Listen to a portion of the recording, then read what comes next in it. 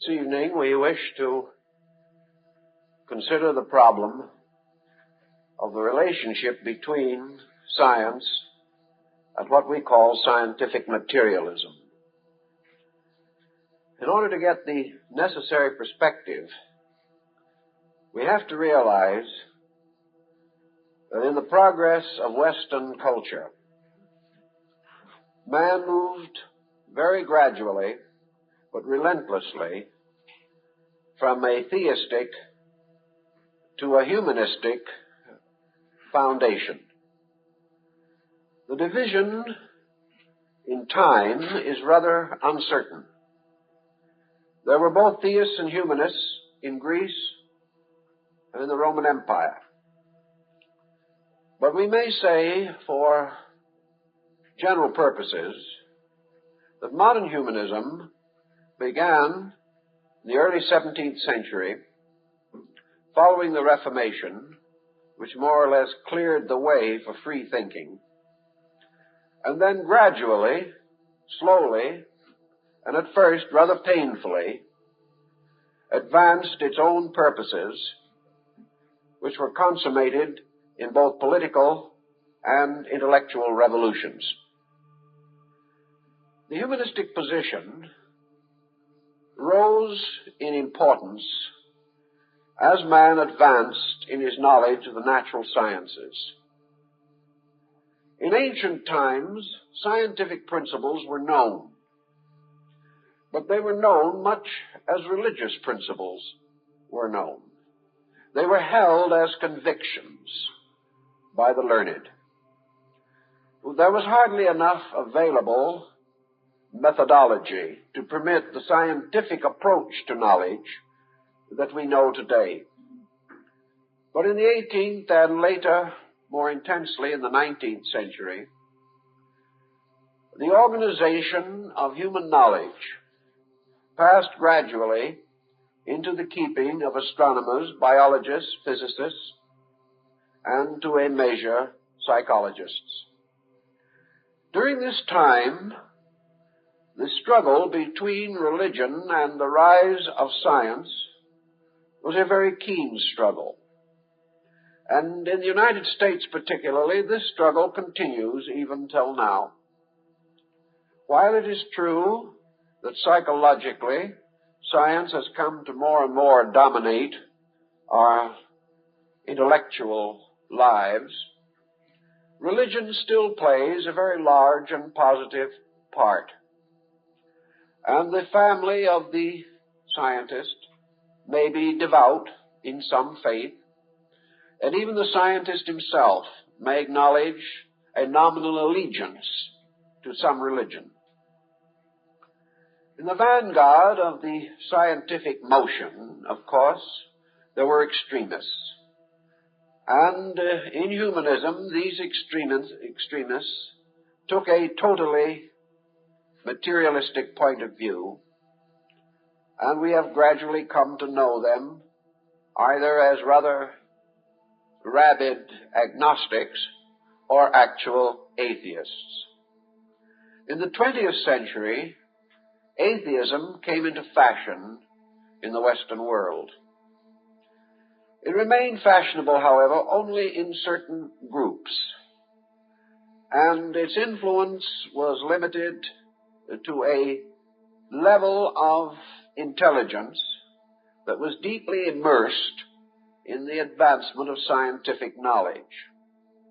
We cannot say that, generally speaking, religion has been heavily penalized in the United States, for example, in the rise of science. Perhaps religion, however, has come under a certain negative disfavor. And in higher education especially, we find today skepticism as a basic symbol of intellectual maturity. The individual who believes is held to be unscientific. Gradually also, there arose this peculiar demarcation by which all knowledge was divided into fact and fantasy. Science became the custodian of fact and all other forms of learning, religion, art, culture, aesthetics, idealism. All of these were grouped together under the general heading of fantasy. Perhaps we can go even further and say that there is this division between science and superstition. What we have not realized is that no such dichotomy exists in nature. Nature does not say, this is fact and this is fancy, nor does it divide the different areas of knowledge by any arbitrary intellectual boundary. We might have been a little better off in this rising tide of factualism had we had more facts. But unfortunately, even in science, there is not enough broad area of fact to be able to clearly say that many borderline mysteries are either so or not so. We cannot say, actually, that science possesses all the facts. And while a fact-finding body does not possess the necessary facts, its findings must be advanced with modesty. Science has overlooked this modesty, and at least some of its representatives have gone out to a very difficult and dangerous position. They have taken it for granted that science was the sole custodian of true knowledge, that all forms except those within the acceptances of science, all forms of knowledge, which science did not bless with its particular benediction, were worthless, valueless, and meaningless. Now, of course, scientists do not say this, really, because they are always in need of new laboratories. And for the most part, the laboratories are built by these superstitious people who still have faith in something. And some of them even have faith in the scientists. This type of situation also sometimes makes us wonder if such faith is not a little superstitious. But in any event, the struggle in the United States has been a slow one. And probably around 1920 or shortly thereafter, the rise of Russian communism resulted in the gradual arising here of a certain type of American, quite a sincere, honorable citizen, who did, however, have a certain cause in common with the Russian Bolsheviks and anarchists. He was dissatisfied. He was one of those who had read enough, perhaps, of Karl Marx to come to the conclusion that most human misfortunes were due to too much theology. He gradually came to associate religion with stagnation, with the constant persecution of progress. And he also liked, perhaps, to agree with Karl Marx that most of the common social sins of mankind are due to religion blocking the natural inquiry of the human mind. Being, in this sense of the word, a bit of a rebel in his own right, he gradually gathered others of his kind to become what might be termed campus atheists. They were young people. They were sincere. They were knight-errants with not much of a cause, but they were doing the best they could. They felt, as many young people do, that they must fight for something. And today, in our way of thinking, when you fight for something, you must also fight against something. So by degrees, this group, growing older, got into some rather strategic positions, and little by little, the scientific world began to feel the pressure of these not mature, thoughtful atheists, but mostly just disillusioned people who, not having found God particularly interested in them, decided that they no longer had any interest in God. It was all rather amateurish, but it did produce a rather deep scar in our way of life. And this scar we still have to struggle with, because it has gradually indoctrinated a large part of our educational theory, and particularly in higher education, we are at least indirectly inspired to believe that we should not believe in anything except science and education. It has been, as we say, a slow fight, and I reiterate this for a particular purpose. I want to keep reminding you that this struggle was up and through a nominally religious world. In this country, the little white churches have always been dotted throughout our communities. And contrary to many other countries, the young as well as the old were deeply devout in their religious allegiances. Today, we probably have a very strong religious body in the United States. It is estimated at the approximately 90 million of our people. So actually, science never had its perfect works with us. It never was able to get completely rid of this superstition and build its own kind of a world. It was never able to completely escape the need for diplomacy, for caution, and for moderation of attitude. And perhaps this in some ways helped the scientist to keep a little more middle ground.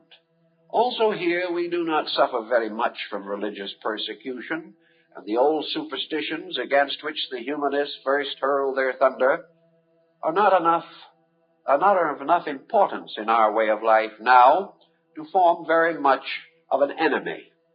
So science did not have very much of a case. It had no particular need to attack anyone terribly because no one was doing anything that was particularly awful. Thus the situation sort of dwindled. And we come down to the year 1962 with a rather interesting and somewhat confusing picture in the relationships between science and the everyday life of our people. Also, we have to realize that scientists do get together, that they have their own arguments and discussions, that they are not really quite as certain of themselves as perhaps the press suggests. Perhaps they have had a certain aura of infallibility bestowed upon them, but they do not wear it with any great amount of real comfort. They are not too certain of their own position in many matters. One thing they have learned, however, within the last 15 years, and that is that science can be extremely dangerous. Now, they found this out in a world in which science is not even dominant. It has made a certain allegiance with policy in matters of armament. It has made an allegiance with society in matters of health and hygiene. It has made an allegiance with industry in terms of the advancement of a mechanistic way of life. And it has certainly dabbled strongly in the economy of the nation. But still the scientist is only a scientist, and around him moves a world with many other factors. He felt rather good about everything until he began to explore more deeply into his electronic mysteries. Here he found he was getting a little out of control. And I know from talking to a number of these men that they're not quite comfortable. They're not so much worried about themselves. They are pretty well sure, each one of them, that is a man of honor. But they're wondering about the others. They're wondering about what the scientist in the next laboratory is doing. Is he also honorable? Is he beyond the temptations which common folks suffer from? And out of the entire situation has come the sobering thought that science is getting hold of information and methods which are very dangerous, critically dangerous. And the scientist does now what he did 20 years ago. He tries to disclaim responsibility for the use made of his own discoveries. He says that he's going to turn them over to other people whose specialty is morality and ethics, and that these should administer his discoveries. But he forgets to tell us that during the course of education, he himself warned young people not to study morality and ethics, but to get down to the good hard facts of biology and physics. So we have some pretty good biologists, some pretty good physicists, but the enrollment in the ethics and culture courses has not been up to date, very good. It's like the course in philosophy. The university may have a department of science with 200 instructors and a department of philosophy with 5, 3 of them on the verge of retiring. This is the situation as we have had it. Now everyone wonders why.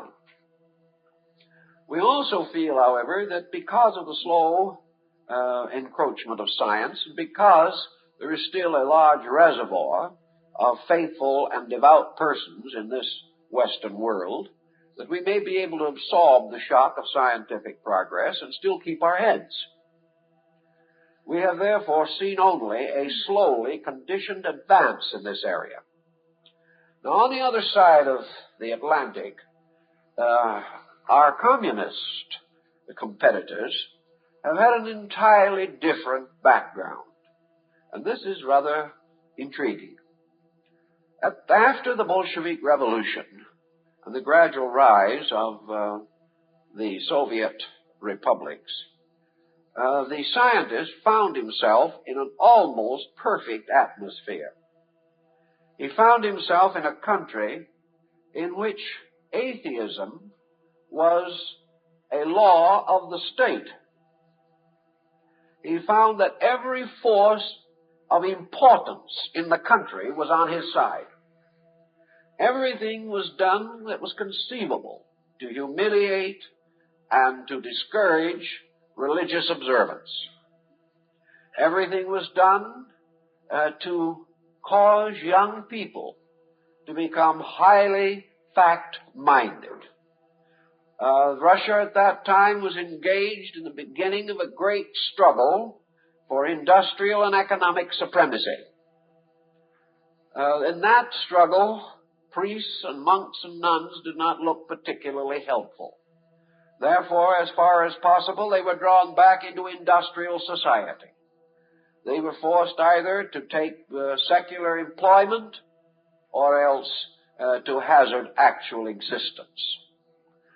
And in the state, the scientist was looked up to because he was free from all of these morbid superstitions. One point, of course, we have to remember that they learned. While they were able to do a great deal to oppose religious belief, the most recent estimates that are possible to obtain on the subject indicate that there are still between 50 and 60 million devout believers in Russia. And by this I don't mean devout believers in communism. I mean devout believers in religion, most of them belonging to the Russian Orthodox Church. Now this in itself is a scientific marvel, and even the scientists have begun to meditate upon it. How is it possible to stamp out religion systematically for 40 years and have it still there? Not only there, but all of a sudden showing signs of great reviving, shall we say, vitality. Now, we all know what the trouble is in this particular point. While we have been worrying to death about the Russians sending bombs over here some night when we were not looking, they have been well telling their own people the same story. They have told their own people that these nasty capitalistic nations might bomb them at any moment. The result has been a strong religious revival in Russia. Not incredible, but interesting. In this moment of great personal peril, the average Russian has not turned to the Kremlin or the party. for he suspects he will find the other members of the party in the next shelter with him. Now comes the great question: if we are all going to be blown to perdition, what matters it whether we belong to the party or not? So Russia is beginning to get a little uneasy about some of these things. And this uneasiness is marked by a double manifestation that is arising. One phase of which is the reviving of the religious life of the Russian people. And in this, religion is playing it rather smart, because the new Metropolitan of Russia is now working out a program to make the church compatible with progress, with scientific progress. In other words, it is not necessary now for you to hold a dichotomy against science in order to be religious. This is an interesting little development, but it is something that we are also experiencing, but more slowly. Actually, Russian materialistic science is about 25 years ahead of us, because it had such a beautiful type of background in which to function. It inherited a great many of the disgruntled German scientists after World War II. These gentlemen, living in their own curious intellectual isolation, devoted their time to the advancing of the various pursuits of science and knowledge, and they gathered together in a strong little band with no one to ridicule them, everyone cheering for them, everyone certain that they were good party members, largely because they didn't believe in anything, including the party, which we now begin to realize is true. So without any opposition from quiet and firm believers who still paid taxes and patronized universities, the Russian materialistic scientists went all out in their materialism. Now it seems that they are all in. Something has happened. And the thing that has happened there, as here, is that the scientist has lost control of his own skill. He has lost control of his inward power to apply the censorship of morality and ethics to his own productions. He suddenly discovers he's a one-track mind, and that one-track mind is leading him relentlessly and inevitably to World War III. This is a thought that no longer really makes him very happy. So, what could have happened here 20 years from now, if we had continued as we were, is now happening in Russia, which, because of its peculiar structure, enabled its scientists to attain a position of dominance which we have not permitted ours to attain. So at this time, we notice on both sides of the Atlantic a growing sense that a serious mistake has been made. This growing sense is perhaps due partly to fear, but it is also due partly to the actual progress which science has made. There are indications that science is outgrowing its own materialism. It is reaching a point in its studies of universal phenomena in which it can no longer remain materialistic. I suppose to some scientists this will be an unhappy discovery, and some will probably never accept it. Others, however, who are truly scientific in their thinking, will not only accept it, but will do something about it.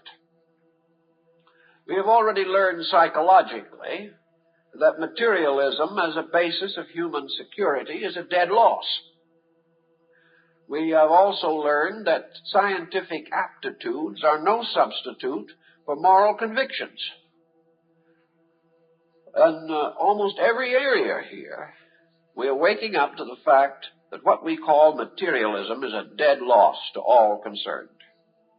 Not only is it a dead loss, but we are no longer in the days of Huxley and Darwin. We are no longer in the early years of Sigmund Freud. We have gone through a lot since those days, and we are no longer convinced that this wild burst of materialistic enthusiasm meant much. It is therefore interesting, in the light of this, to read a little article that appeared in the New York Times on February 7th of this year, which has a little bearing on our subject. This article is by Harrison E. Salisbury, who was the former Moscow correspondent of the New York Times, who recently revisited the Soviet Union and traveled widely in the country. He says, quote, "Within the most advanced echelon of Soviet science, there is emerging a tendency to seek a non-materialistic spiritual concept of the universe." See, they had the chance to go off the deep end. They went well off. Now they have to crawl back. Perhaps from their experience, we may not have to make that dive into foolishness. Back to Mr. Salisbury. This startling development within the elite core of Soviet society is closely related to two collateral tendencies: a new and vigorous Communist Party drive against religious beliefs, and a reform move within the Russian Orthodox Church to adapt itself to modern technological society. The fact that some of the most brilliant Soviet scientists suggest that there must exist in the universe a force or power that is superior to any possessed by man is said to have shocked conventionally minded Communist Party functionaries. My, how easily they are shocked.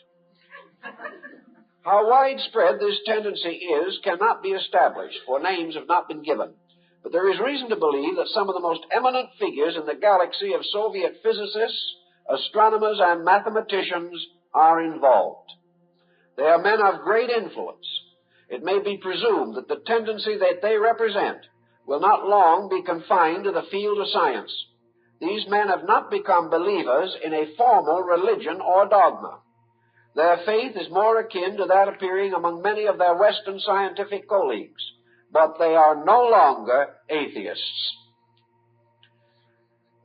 This is a rather light statement of it, but the translations that are being made by the United States government of Soviet and Red Chinese scientific publications supplies us with many of the names that are not mentioned here. The big names are in the movement. Now, it isn't so important, perhaps, to us that these are Russians. Perhaps it is important, but we must remember that the scientific world is a level of itself. Russian scientists, German scientists, French scientists, American scientists, Hindu scientists, all speak the same language. They are all concerned with the same basic attitudes. We are therefore dealing with an upheaval within a strata, within one of the several levels of our higher intellectualism, and to the average Western person today, one of the highest levels. This marked reversal of opinion, which is also appearing more and more among our own scientific leaders, may tell us something that is important for us to remember, namely, that science will must ultimately, learn certain things about the universe which are incompatible with what we know today as atheism. This will throw the scientist into a quandary and into a dilemma. We cannot expect, and have no reason to expect, that scientists will go back to any formal theology now generally held in the world. Some will go back symbolically, because wherever there is a sudden revulsion against an extreme attitude, this revulsion may cause the individual to return to the opposite extreme. But broadly speaking, the trend is not from science to theology, but from science to a new concept of divine providence, or a new understanding of universal realities. James Jeans made that swing some time ago. It wasn't particularly well received in the West. It was considered that he was merely getting to be an elderly gentleman. When Dr. Millikan did the same thing, he was regarded with some pity and considerable disfavor from among his own group. These were simply men ahead of their time. But the sober fact remains that when the top group of the scientific world begins to think this way, the inevitable result is going to be a complete reshuffling of our attitude towards life and our attitude toward the universe and our attitude ultimately toward our fellow men. Looking over some of the information that is now gradually developing, we find one clear statement appearing in Western scientific thinking, that we must get rid forever of this dichotomy of God and nature, of heaven and earth, of God and man. These dichotomies are not any longer valid, and science is already moving toward the position in which a complete unity of life fact is becoming obvious. In other words, what we would term the universe is merely God in motion. It is not a different thing. Man is actually the universe in motion also. There is only one tremendous, all-controlling agency. All things exist in this agency and are of it. And what we have called various divisions, setting up arbitrary terms to divide the universe into an infinite fragmentation, this is now regarded scientifically as improper. That whatever we are going to have, whatever we're going to discover, we're going to discover one eternal principle, one eternal fact, one immutable, inevitable power. And we're going to discover as we go along that this immutable power cannot be mindless, cannot be merely mechanistic, that this power is not merely fuel in a tank. This power is not merely some form of superior electricity arising merely from the friction of space or something of that nature. This power, obviously, is revealed through its own production, and it produces something from itself that reveals beyond any question or doubt that it is also omniscient. So we are now beginning to be aware in science that we must either find or postulate this primary mover of all things, that we must recognize that this great plan of things must, by its own evidence, bear witness to the planner of this thing. When we didn't know too much about the universe, the plan didn't seem as large as it does now. But when we go into electronics and things of this degree of intensity, we become more and more aware of the immutables of law and process. We become more and more aware of the incredible potential of existence itself. Our forebears, scratching a hazardous existence from the earth, did not know these things. They knew it rained, and they knew the floods came, and that it snowed. And also they knew that the harvest would come in proper season, all other things being reasonable. But they had no concept of what we know today. They had no concept of what is now the common knowledge of a laboratory research technician. He lives in a world that is more than he can comprehend.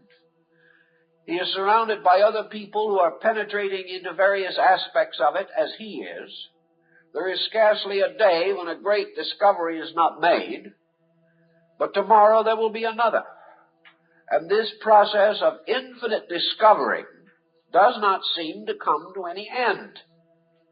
We do not find the discovery that ends all discovery. All we ever find is a discovery that leads to more discovery. This kind of a universe really becomes too big for the individual to estimate with the limited faculties at his own disposal. He is therefore forced almost to an attitude which we would term one of veneration, and which materialists term one of superstition. He is led to come to the rather obvious conclusion that in the universe everything is possible. In the universe there is no way of even guessing what ultimates will be. To face this kind of a universe and face it merely as a machine or a mechanized organism becomes less and less possible. The individual must either be lost in this, or he must affirm and assume his own place in it.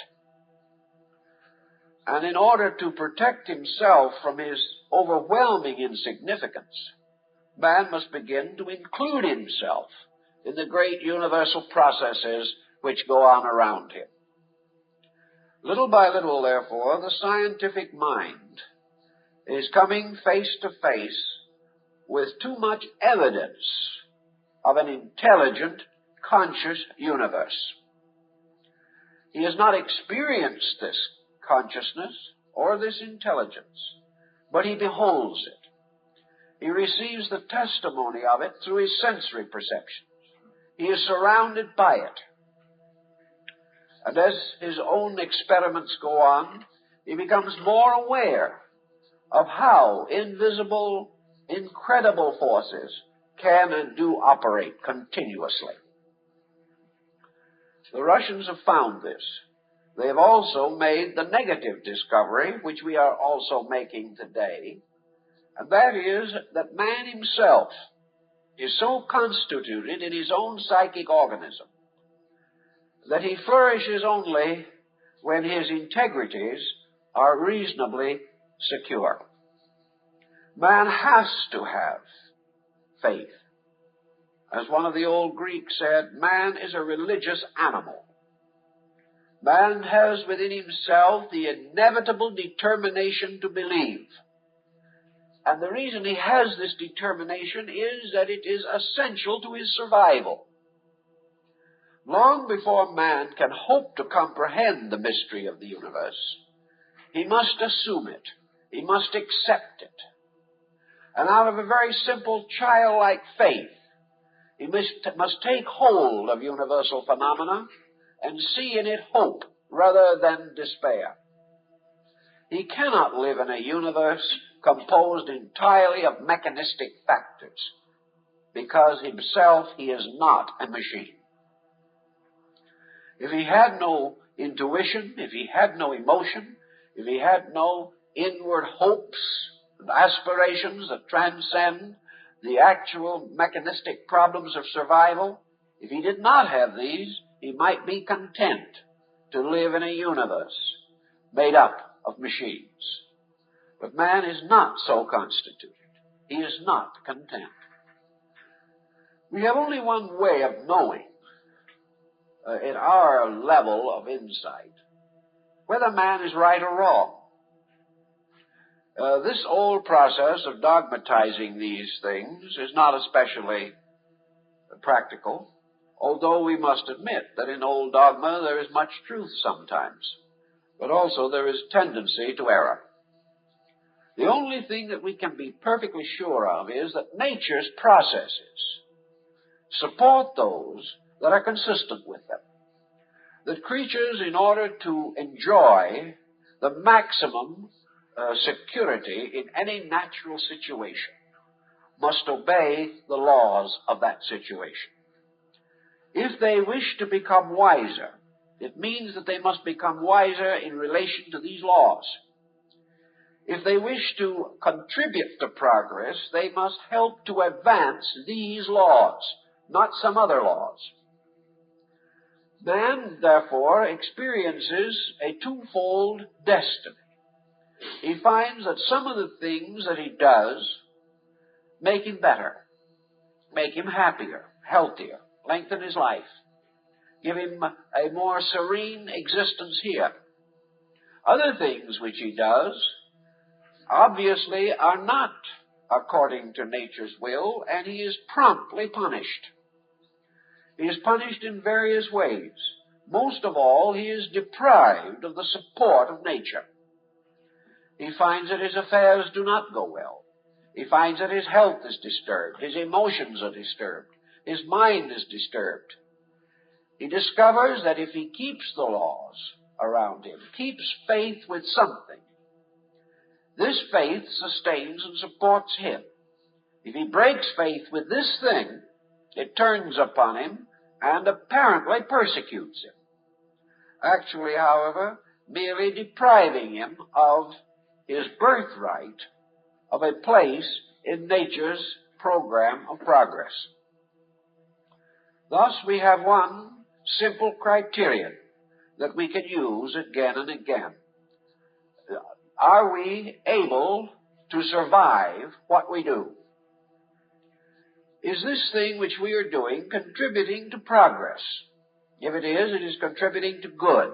It is contributing to happiness. It is contributing to well-being. If what we do does not contribute to some constructive end and does not bear a good fruit, then what we are doing is not right. So psychologists, taking this hint, which the physicists have tossed to them, have now come to the conclusion that when you take man and take his religion away from him, get rid of all his superstitions and polish him up thoroughly, instead of being a nice, happy person, he's just a hopeless neurotic. They have found out that when you try to tell the individual that his beliefs are no good, that he should outgrow them, he may accept your remark and pine away almost immediately. He is not any better. Time and time again, the individuals who have gone to a materialistic psychologist for help have left without help, perhaps even worse off because they've lost faith in something. This is becoming so obvious throughout the field that the psychologist is forced to come, as several have recently, to the simple conclusion that belief in God is part of human health. And if you haven't got it, you're sick. Now, this is far more important than whether you can prove it theologically or not, because there is no proof that is more immediately interesting to the individual than that which is registered in his own blood pressure. If he finds, as most have found, that a reasonable, normal belief helps to make life meaningful, then this individual has found this part of natural truth. And he finds that this part of natural truth is valuable to him. Science also is forced to look, at least give a quick side glance to the result of the materializing of human society. It sees now that nearly every institution that is important to the survival of man has been undermined by lack of ethics. The scientist is beginning to recognize that in the name of science and in the name of scientific procedure, he is hazarding the very survival of science. He is creating a world which will use science to destroy itself and science with it. Thus, the thoughtful scientist himself, particularly the scientific historian, is forced to admit that materialism has been a dismal failure, a noble experiment, and in no way worth saving. Now, this means, of course, that a world scientifically trained must seek a different kind of approach to religion than that of a world which was not so trained. And here the mention that we made of the effort of the Russian Orthodox Church to meet the challenge of a technological society is worth giving another thought to. Apparently, the Russian Orthodox Church is convinced that it can save religion without depending upon the old armament of religious dogmas. And I think they're probably quite right, because it was the old armament that was destroying religion, just as it is the new materialism that was destroying science. Out of this must then arise the concept of a religion that is suitable to the man of today and the man of tomorrow. A religion in which there is no conflict between theology and science. This type of unification should be possible because it has actually been accomplished in the private lives of many people. It is not as difficult or terrible a reconciliation as we might at first suppose. It simply means that the individual begins to interpret his universe in terms of meaning, as well as merely in terms of matter. The moment you add meaning to matter, you have conviction of some kind, and conviction we must have. One of the big problems that faces science today in the matter of conviction is also its long, dramatic struggle against the delusion of immortality. Scientists have become actually enraged at the stupidity of people who insist that they want to live after they're dead. What could be more utterly ridiculous and what could be more utterly unscientific? Well, I can think of things that perhaps would fall into that classification, but we don't need to pause with them. The fact now comes out that everybody is worried about this. For example, nearly everybody in the world, politically at least, has got an ideology of some kind that they are trying to foist upon mankind. The communists want a communist world. The proletarians of other nations want their private brand of proletarianism. Western nations want their particular type. And every country has some kind of a remedy for the ills of man which it wishes to popularize. We are convinced the democratic way of life is good. Whether we would call it a republic or a democracy, this is what we've got. And we are beginning to view very favorably the idea of an eternal welfare state. But one problem seems to put a fly in the ointment. What does it all mean if no one is going anywhere, no one is ever going to know it or not, and no one is ever ultimately going to care what we had, or how we got it, or whether we kept it or lost it? The whole thing is rounded by such a futility that it's getting more and more difficult to live with ourselves. Now the prospect or possibility of being blown up in our scientific prime also makes a certain cause of apprehension. The scientist himself, where is he going? If he is the victim of a direct hit, where is he? What difference does it make whether he graduated Phi Beta Kappa or flunked the course? He can say, well, if I graduated cum laude, at least my friends were all glad about it. And as a result of that, I was able to attain a higher social dignity. Everyone called me Herr Professor or Doctor. But realize that after he's blown up, he's not even going to remember what they called him. Now the communist peoples are building a new world order. They are going to make the world safe for the proletarian. They're going to have 5-year plans and 10-year plans and nobody knows how many year plans, in order that a great idea, the idea of Marx and Engels, shall ultimately wave its banner triumphantly over the earth. Do these people realize that if this happens, they're not even going to know about it?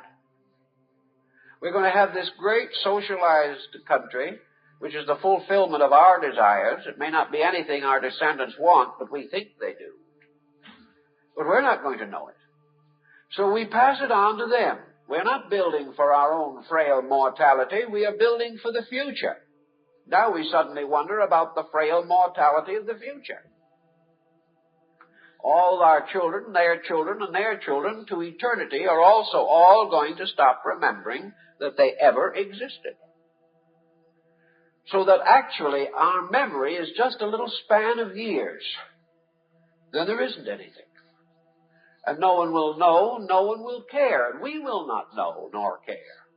There will be no evidence in space whether we came before or after the dinosaur. But we will be as dead as the dinosaur. So, with this general thinking, we have a tremendous futility. I know one scientist got rather excited about it when he suddenly realized that according to the best calculations, the planet is not going to last more than another 10 or 20 billion years.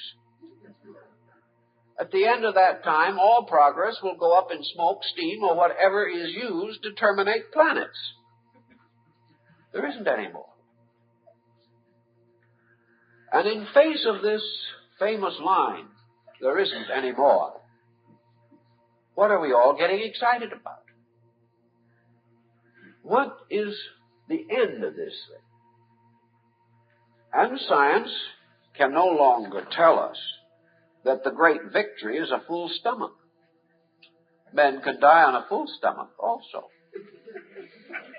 And when they're dead, they will not know whether their stomach was full or not. When we rest, as Omar said, with the world's last 7,000 years, who cares? What are we doing? Materialism, as it affects the problem of immortality, leaves us with absolutely nothing worth doing. There is no more reason why we should be great than that we should become a wino and wander around, spending our weekends in the county jail. It all means nothing. Because in oblivion, there is neither a preferred group nor an unpreferred group. What is it all going? Where is it all going? Everybody thought in Russia that they were doing a very unkind trick to Stalin when they took his remains away from his partner in the Kremlin. But if they're correct, he doesn't even know it. He never will know it. And in a few years, they will not know they did it. Most discouraging. So science has to do something about this. Because science can never maintain an ethical universe with nothing going anywhere or coming from anywhere. We cannot face any human hope. We cannot give the human being anything to build on if we make him a little spot of biological life in a universe of eternal terminations.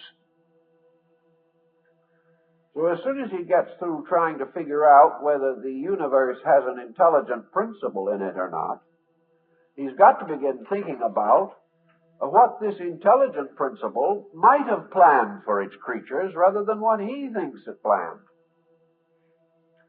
And if science comes to the conclusion, which it is coming to so rapidly that it'll probably be here within 4 or 5 years, that this universe is ruled over by an eternal conscious principle,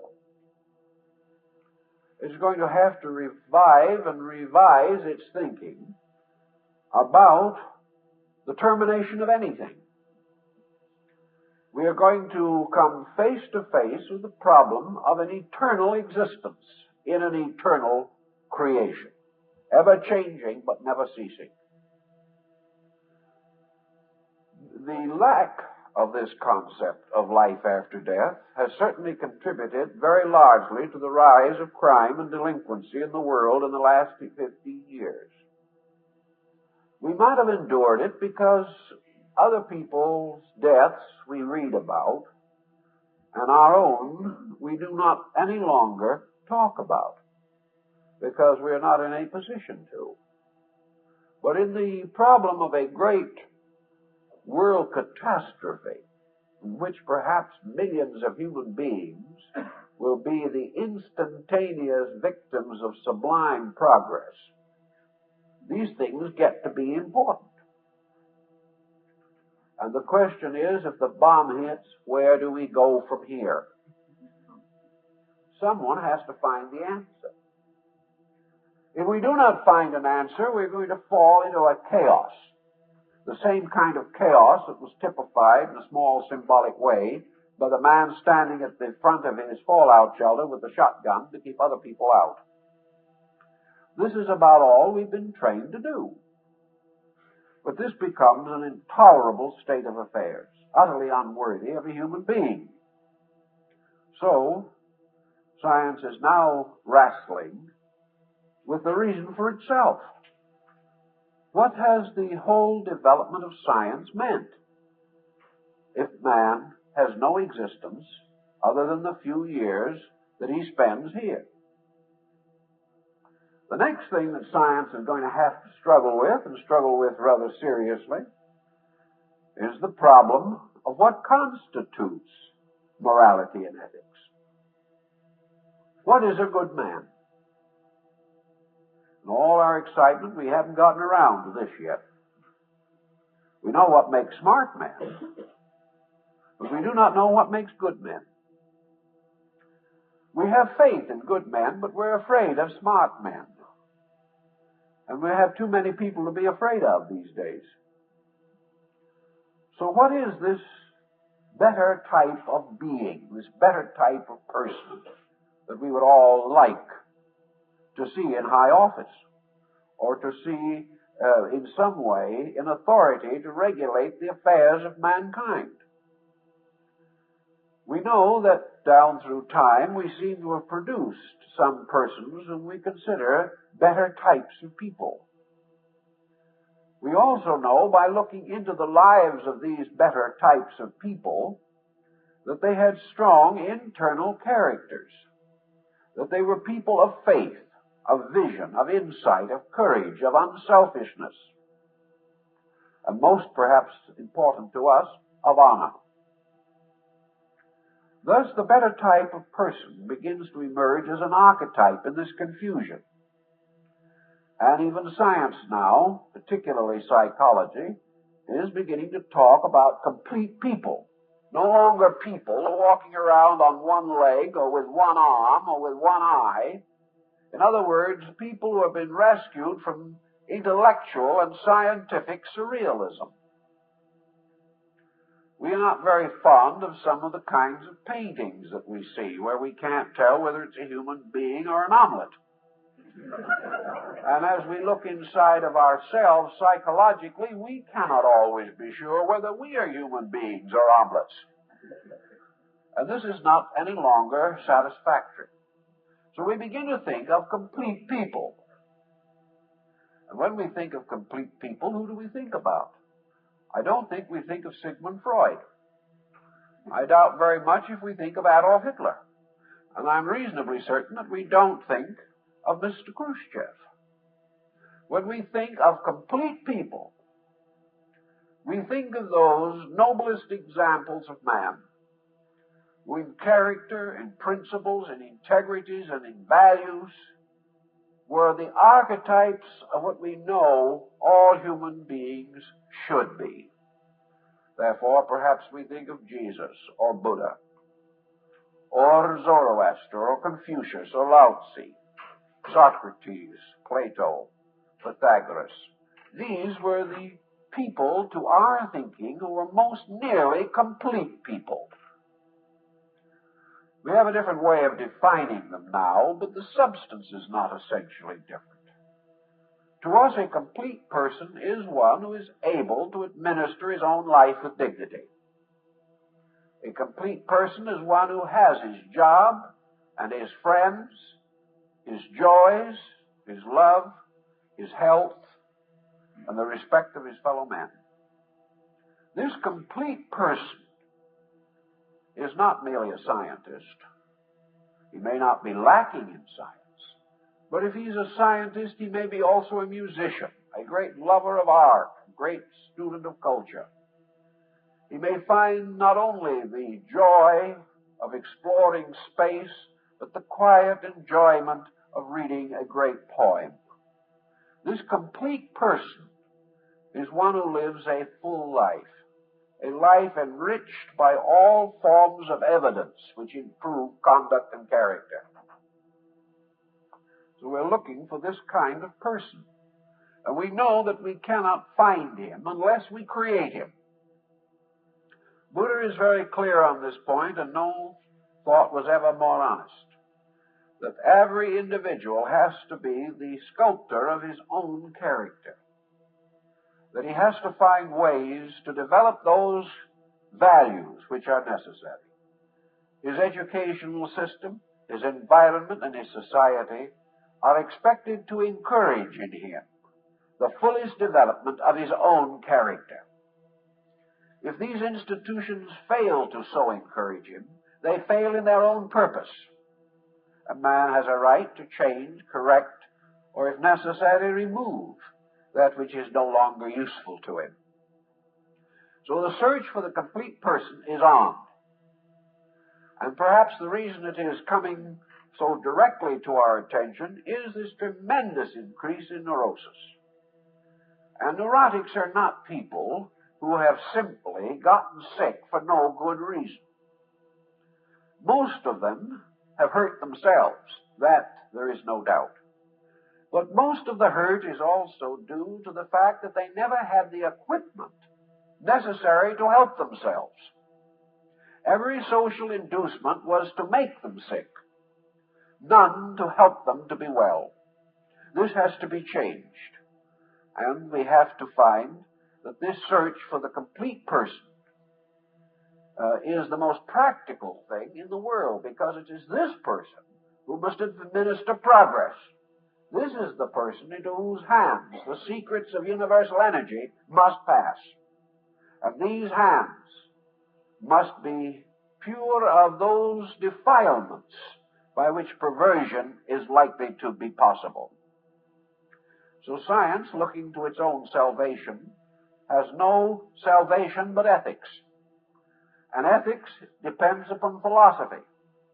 And all these must hasten to the aid of science, or science is going to fall apart from its own one-pointedness, from its own insistence, its own fanatical determination that science and science alone shall become the arbiter of man's destiny. It simply is incapable of this function.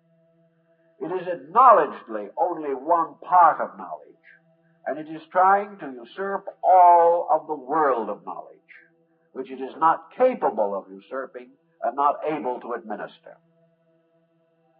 So to get out of its dilemma, science is willing again to give a second look at this crazy old institution called religion. It is beginning to recognize the need for this. We are, of course, going to be able to build a great deal of a broader religious concept out of the very findings of our times. But these findings, again, have to do principally, strangely enough, with space. All of the findings of science put together have contributed practically nothing to our moral growth. And all of the techniques of science have contributed very little to the technique for the improvement of man himself as a person. So we haven't the wide and wonderful choice in this area that we might have in some others. If we want to find a better electric toaster, we can choose from 50 blends.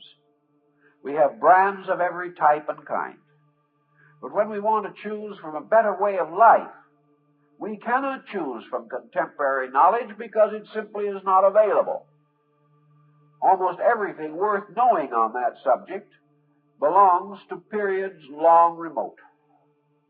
At some remote time, man seemed to be really concerned with living. And we must apparently turn to those times for our encouragement and inspiration in this emergency. There has been very little added to man's spiritual knowledge of his own needs, or of spiritual solutions to those needs, in the last 15 centuries. There have been minor contributions, but the great work was done long before that even. And on those foundations we must find something that is suitable to our needs.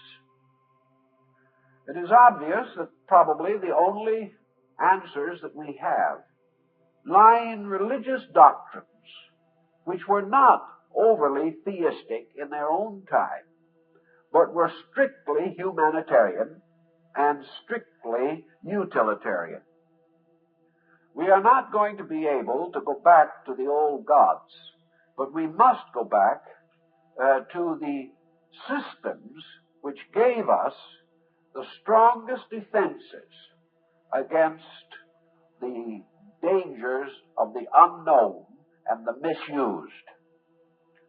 And of course, I have always felt rather strongly that one of our best sources of information on this subject was Buddha. In the first place, he has been called an atheist. He has been called an atheist because he held very largely the exact point that is now coming out, namely, that the universe is under the rulership, under the leadership of one vast eternal consciousness. What he'd said in his time almost parallels the elite core of Russian scientists. He did not wish to become involved in theology, and he never was. He gave to his followers a simple formula, namely that the universe is a vast instrument for the maturing and developing of the inner life of man. That this inner life, as we call it, is the real life. That it is the development of this inner life that preserves the outer world in which we live. And to the degree that the inner life fails, human society also fails. For this reason, everything depends upon the individual developing an internal sense of value, to respect that which is most worthy of respect, to venerate that which is most venerable, to conduct oneself in harmony with that which is most true and necessary, and to hold at all times that attitude which is most likely to advance the tranquility and peace of mankind. These things put together constitute a working religion. And beyond this, very little theology is necessary. For it is up to man now to labor with Buddha's 4 great truths. Man must clearly understand and solve for all times these 4 truths. The noble truth of the cause of suffering. The noble truth of the end of suffering. The noble truth of the path that leads to the end of suffering. And the noble truth of suffering itself, apart from all other conditions. Man is suffering. The world is suffering. Society is in the striving of a great suffering. Mental and emotional sickness is suffering. World famine is suffering. World bigotry and persecution, these are suffering. Everywhere today, the individual seems to be getting along, but the vast body of society is in a great pain, a pain which is breaking through in every level of our living. This problem has to be solved.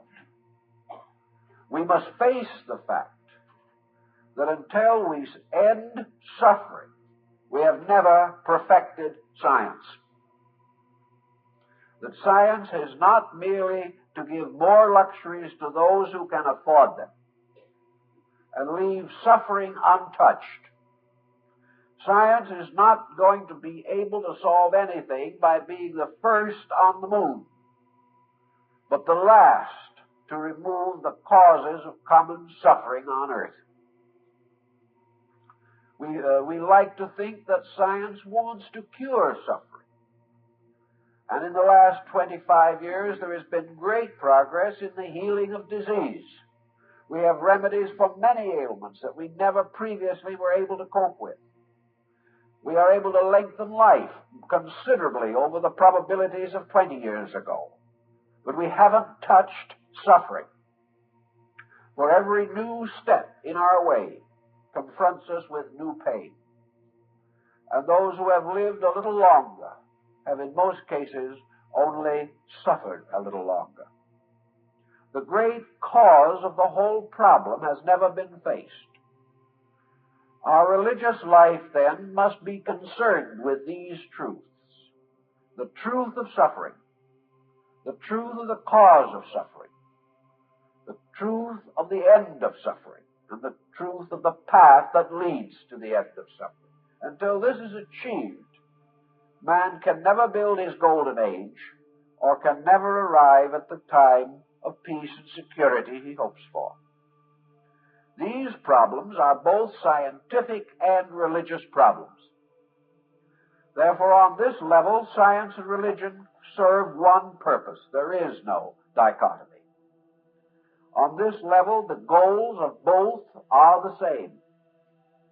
For it is the end of both science and religion to discover the means to bring about the end of suffering.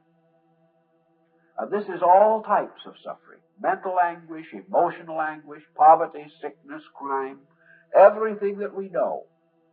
For in fact and truth, to have come as far in certain forms of knowledge as we have, and left untouched these great fountainheads of our misery, is a strange reflection upon our understanding and our character. But the end of both of these great needs must be found in the area of increasing knowledge and increasing insight. If science can discover for us the conscious universe, it is then the duty of other departments to discover the will, the pleasure, the law, the needs of that conscious universe, and to obey these, and to fulfill them, and to meet them in every way possible according to the understanding and insight that we can possess. So out of this comes the full realization that science does not need to be materialistic. That there is nothing in the entire world of knowledge that forces a scientist to say, I must deny God in order to defend science. There is no reason why any man should have to say, I deny science because I believe in God. There is no possible cause for such a division. For actually, science and religion are working with the same problem and the same substances. The only difference is that one is approaching them almost completely from the level of scientific intellectualism, and the other is much more warmly moved by emotional and mystical incentives. It is probable that many scientists serve for the love of man. I believe that those who go out and give their lives in distant places, or serving great epidemics, or attempting to save man in disaster, these people are great, unselfish persons. I believe that many scientists have as high and noble a resolution in themselves as those, perhaps, who have more theological affiliations. But still, for the most part, the scientist does not permit himself the warmth of a great mystical enthusiasm about life.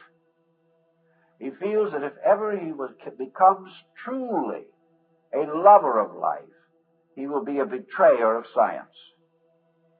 This is a completely stupid attitude. Because actually, science must lead to a great, full joy of life.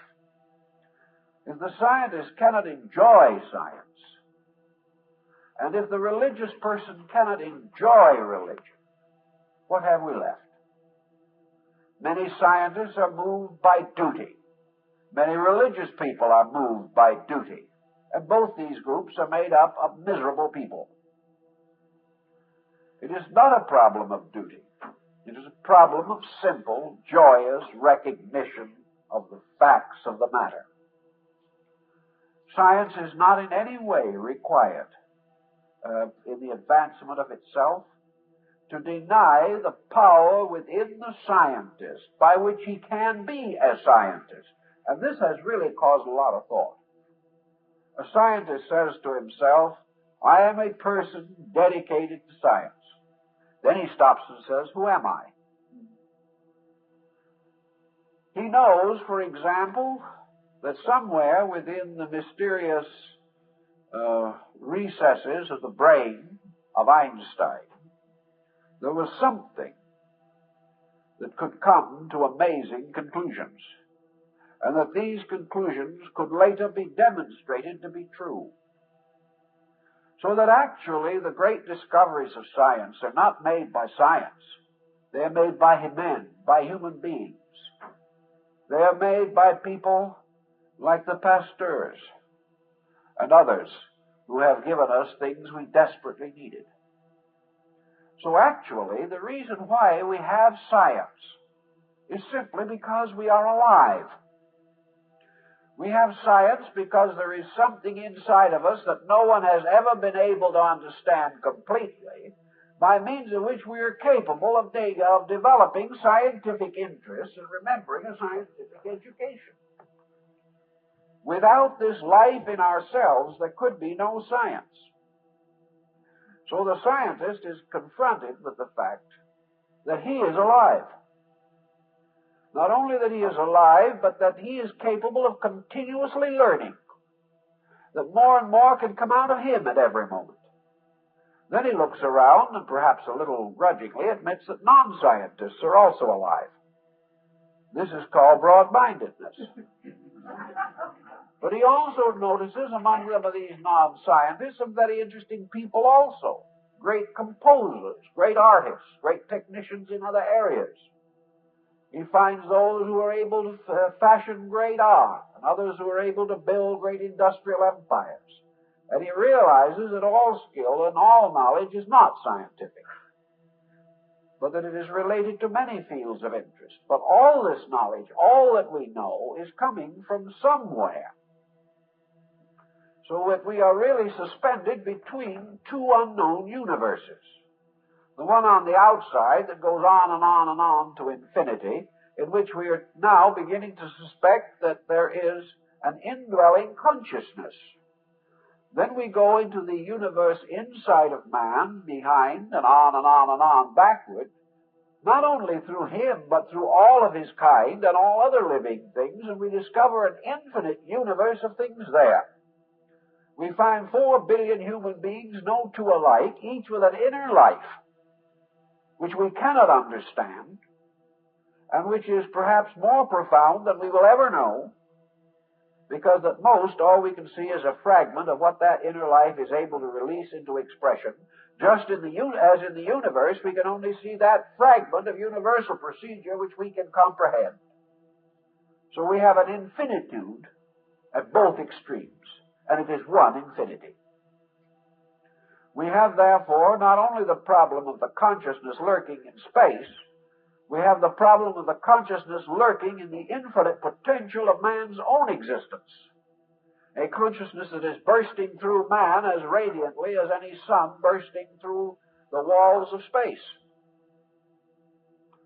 So we have not only to assume that somewhere in the furthermost is consciousness, but we must begin to assume that somewhere in the innermost is consciousness. That these two so-called divided things are really only one thing. That the innermost and the outermost are the same thing. that most of what's in between belongs there also, in these vast categories. Science must consequently assume not only the existence of consciousness in space, but must admit it in man. If he does not, then he has no way to explain the fact that he is a scientist, or capable of being anything. These thoughts are rather diverting. We don't ponder them much because you can't bottle them and sell them for $15.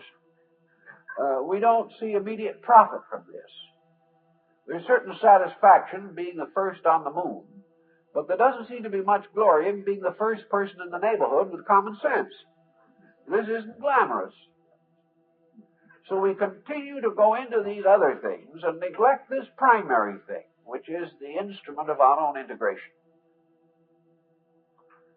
Out of it all, science must finally wake up, as has become a trend, not only in Europe but here, to the restoration of a religion that is exactly what man needs. This type of a religion cannot be under the domination of science. We cannot put man's name in a machine and have his proper theology come out the other end. We do, however, need to realize that his theological needs, his religious requirements, have as a framework or as a pattern a very important ingredient. Whenever we find out what his needs really are, we will probably find the truth. This is what the ancients decided. Namely, that if you ever understand man, the rest of the mystery is solved. And that you can approach it from the other end, which we have been doing, trying to explain the universe first and then assume that it will answer the question about man. But the universe is too big to be explained by the facilities which we possess. We can keep on prying into the mystery, but we're not going to arrive very soon. We can, however, arrive much more rapidly at the simple conclusion of what man needs, and in this way, in all probability, discover the fact as it is. Whatever puts man in order will be the same force that keeps the universe in order. So we begin to look for this, and we come to the conclusion that over all skills, over all artistries, over all scientific facts, there is a thing which we can call purpose. Without purpose, everything else is meaningless. With purpose, everything else is meaningful. Consequently, what we must bestow upon man is what we know the universe must have, and that is purpose. We cannot contemplate the vastness of space with its infinite machinery, infinitely operating, without the natural and inevitable conclusion that there is a reason for it. It is absolutely inconceivable that a thing of the magnitude of the world as we begin to see it could possibly exist without a reason, without some purpose that has to be achieved. And we also suspect that down through the infinite vistas of aeons, the universe has been moving relentlessly and inevitably toward that purpose. And that the endless transformations everywhere present in the small part of the universe that we can understand, these transformations are parts of the fulfillment of that purpose.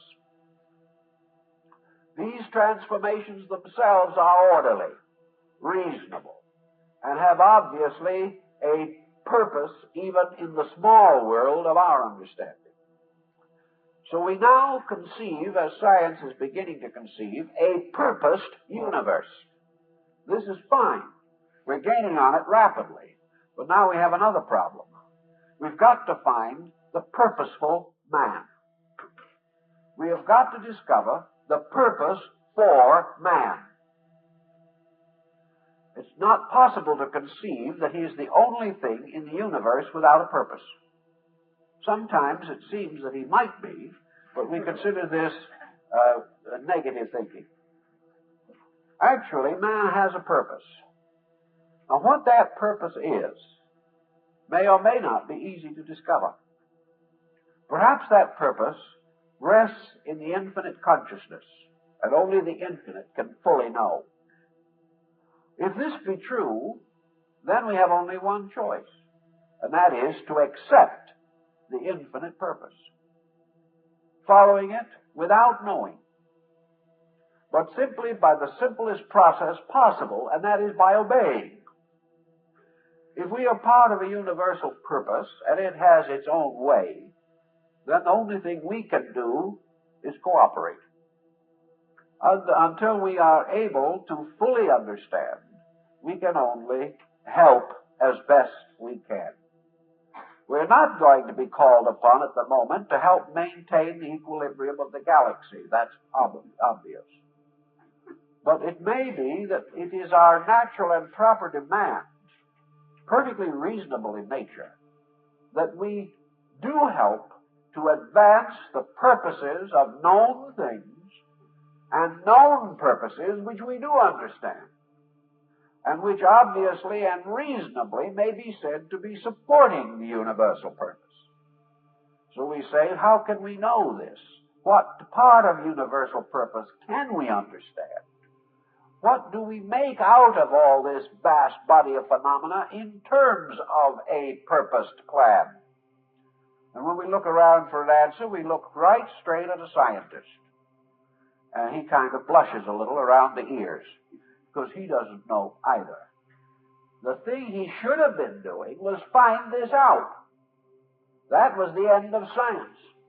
That was the purpose for science, was that science should bring to man a clear insight into the operation of universal procedure. And science's duty was to continually remind man that knowledge is only useful to the degree that it directs man in the advancement of his own destiny. So science should have given us by now a rather thorough concept of the universal code of ethics. What would be certainly true in nature, what would be inevitably true about those principles of nature with which the scientist is becoming increasingly familiar. But he remains worried only about gravity and things of this nature, when he should be worrying about meaning, about the interpretation of all that he can learn to the immediate need of all who stand waiting for understanding. Once you have come to the conclusion of the purposed universe, and there has to be a purpose, it isn't even safe to assume that there isn't. And we then stand in the immediate need of our own purpose. Why are we here? Well, we've had a lot of good philosophical thoughts on this subject. Some felt that feel that we are here to pay our old debts. Others feel that we are here primarily to make new debts. And this is very fashionable under the extended credit system. But everyone who has thought at all has come to the conclusion that we're here for some reason. The essential reason for all existence, apparently, as in nature, is that it shall be fruitful, that it shall fill its harvest, that it shall grow up to its maturity, and then it shall bear its fruit according to its nature. And if it bears not good fruit, it shall be cast into the fire. This is what the good old hellfire and damnation artists told us about it. One thing is, either a man must be fruitful in some way, or his life is not complete. He must create something. He must leave some testimony to his own maturity. He must grow. He must increase in knowledge and understanding. He must become more capable of handling his own life more wisely and efficiently. If he does not achieve some of these things, he regards himself pretty much a failure. So man's purpose is in some way bound to universal purpose. And today, the great knowledge must be the knowledge of this purpose. When we understand man's purpose, when we understand the laws by which man can achieve his purpose, and in which he can become aware of the vast and noble destiny which is his proper place in a program of eternal progress, he will have the elements of a new religion. He will have the religion of obedience. He will have the religion of admitting the universal plan and the universal planner. He will also realize what constitutes true religion. That is, keeping the laws, which he calls the laws of God, but which we can call just as well the laws of consciousness. So religion becomes obeying the universal consciousness under which and in which we exist. If we learn to obey this consciousness, it will serve and sustain us in our normal emergencies. We've already observed and proven beyond reasonable doubt that misery results from disobedience. We have held that disobedience is due to ignorance. We are now reaching a point where we can no longer fall back upon that fib because it isn't true. It is not any longer a matter of our ignorance. It is a matter of our indifference or our misunderstanding of common things. Under such conditions, I think we can rather safely even restore the dignity of prayer. We can restore the rights of meditation and quietude. We can begin to appreciate perhaps the relationship of the religion of tomorrow, science, and Zen. For in Zen we have a very good example, perhaps not the one that we will follow, but a very good example of a simple faith that no scientist can disprove, and very few scientists have ever attacked, and a faith which is comparatively free from all superstitions, and yet strangely is strong and devout in its influence upon the life of the individual, helping him to make a closer allegiance between his own consciousness and universal consciousness. The end of all religious hope and religious life is that man shall know God, that man shall thereby experience identity with that universal consciousness which science is beginning to discover. Now, there must be ways of doing this. Science could do a great deal in problems of methodology. It could help us to avoid and eliminate mistakes. It could help us to understand and render more reasonable and purposeful the codes of life by which we live. Science can prove to us much more easily than any other branch of learning why dishonesty does not pay. Science can prove to us why hatred kills. These things science can prove. And under the proof of these things, properly presented, man will begin to understand a little better the integrities of the universe. And as science sweeps away certain superstitions that probably have been outgrown, it only clears the way for a clearer and truer and more complete insight about the essentials of the divine plan. Let us hope then that in the next 5 or 10 years, this trend will gain greater momentum, that the scientist will proudly affirm his belief in a divine power at the source of life, that we will have our young people brought up in this positive content, that they live in a world ruled by principles, that they are ruled not by blind forces or machines or devices created in a laboratory, that we are not going to become a universe of Flash Gordons. We are going to become a universe of enlightened persons who begin to see the universe in its true splendor, who begin to recognize that truly creation itself is the living temple, and that before the wonders of this creation, both the scientist and the common man, so to say, the unschooled or untutored one, both must fall on their knees in the adoration of that which alone is real. There is no reason why this cannot happen. The only thing is, science will have to get over some of its prejudices and its bigotries. Religion will have to get over some of its fanaticisms and its restrictions. And we're going to have to face the future together, convinced that in this future we are not going to be led into a materialistic slough of despond. We are going to be led more and more directly towards the mystery of this radiant conscious universe. If we had only been better prepared, if our ethics and morality had been cultured and schooled first, we would now be a long way on our way toward world peace. Instead of that, we are standing in a great emergency. But even in this emergency, we must still live in a universe ruled by universal consciousness. We must try to find our place in it. We must try to inspire others to do the same.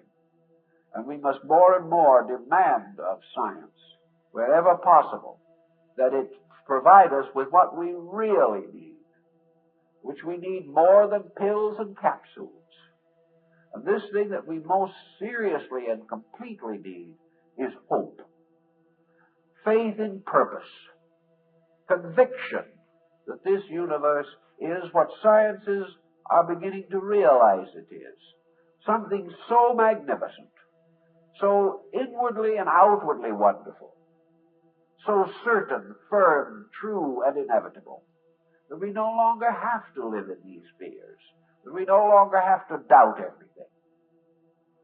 We no longer have to tear ourselves to pieces with our little allegiances and disagreements here, but we could live and can live in the wonderful coordination and unification of universal purpose. This attitude will have to grow. Otherwise, we will have no end to sickness, no end to the problems of our generation. Thus, it seems definitely to me that we really have no serious problem here. The great problem is that two kinds of people are going to have to wake up. The scientist is going to have to admit what his consciousness inside has always told him, and what he has battled desperately to deny. And that is that there is a great truth, and that this great truth rules the universe. And other people are going to have to get over a lot of limitations and mistakes which they have made. They're going to have to get over the importance of creed. They're going to have to look straight into the face of the sun, if they can, or certainly into the great sky at night. And they're going to say, which of these stars belongs to this church and which belongs to that one? And they're going to suddenly realize that even as high above the earth as our astronaut recently attained, it makes no difference. That these things are not important. People say that they are important because their belief is right and somebody else's belief is wrong. We must gradually rise above this wrongness and rightness of things. We must move victoriously towards, again, this unity in which wrongness ceases and only rightness remains. And all these different groups are going to finally be forced to take their stand firmly on this universal consciousness, that there is this divine power at the source of life, and that religion is to love and serve that power, and that this area of service includes the service of our fellow men, in whom also this spark of the universal is forever present. There will no longer be any need for debate, for discussion, or for creedal restriction. Rather, all attention, energy, time, effort, and thought should be directed toward the greater understanding of this principle. We should not be wasting time arguing with people of other beliefs. We should be wasting our time, if we must waste it at all, in the quietudes and relaxations of our lives. Our real purpose is not to waste time. Our purpose is to use time. When we use time to strengthen the conviction of truth in ourselves, we use it wisely. When we use time to try to break down the convictions of other men, we use it unwisely. So out of all of the creeds and doctrines and sects which have more or less prevented religion from ever being able to recognize its own universality, must come this better thing, and the faith that knowledge is a universal, that knowledge has broken itself up, that only by the reintegration of knowledge can it reveal its own universality, that religion is a universal that has been broken up into creeds, and that only by the restoration of its own unity can its universal be released. And man himself is a universal who has been divided artificially and arbitrarily by race and creed, and doctrine and dogma, and geographical location and languages and beliefs. All these things have broken up the universality in man and left him victim of the greatest adversary of all, diversity. But when the universality in man, the universality in knowledge, the universality in faith, face head on the universality in space, they're going to discover it is all one thing. But it is only when they attain a certain universal insight that they can unite themselves with that which possesses universal insight. Science must know this, should know it already from its own numerous experiments. But it is coming. The day will certainly come when we will wonder how a very short-sighted world could ever have supposed that science had to be materialistic, or would even choose to be. And it could only say that things like that could happen only in a dark age of some kind. Let us hope we are coming into an age of light.